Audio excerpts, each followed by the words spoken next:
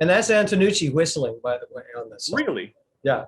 Oh, I didn't know that, man. I don't even know why I never thought to ask like who was whistling. It's just one of those things like you just hear it and you're like, oh man, it's so fucking cool. You guys had one of those theme songs that was just it fucking it resonated with a goddamn bird and a human being, both. Yeah, right.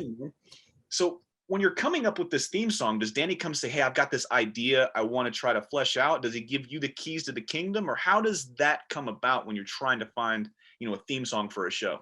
That song, that theme, Danny, we talked about what kind of band it would be, what he wanted for a band.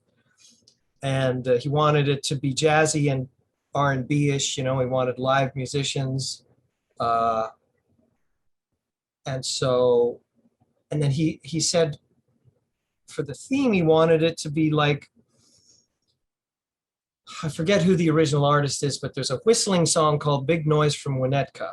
Mm-hmm. And he goes, I want it to be like that. I want it to be bouncy and fun and just kind of like, but he didn't want it to be anything like, who was it? John Rennet Stimpy. He didn't want it to be that kind of. He wanted it to be more R&B, and more kind of visceral and yeah. And so, yeah, I came up with that melody and the idea for the theme or for the instrumentation.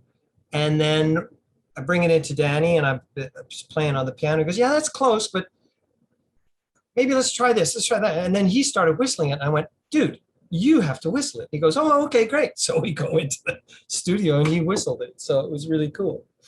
Do you remember how long it kind of took you to flush out the theme song? Obviously you hear him whistling or you hear him trying to, work through something to find out what that perfect noise or what that perfect sound was. Do you remember how long it kind of took? I had written the song. I had written the song and I had a melody to it that I think probably played on a piano or something like that.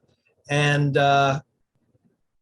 he took that and just sort of gave it his spin on it, and so that's how that came. In terms of how long did it take to write, I don't know.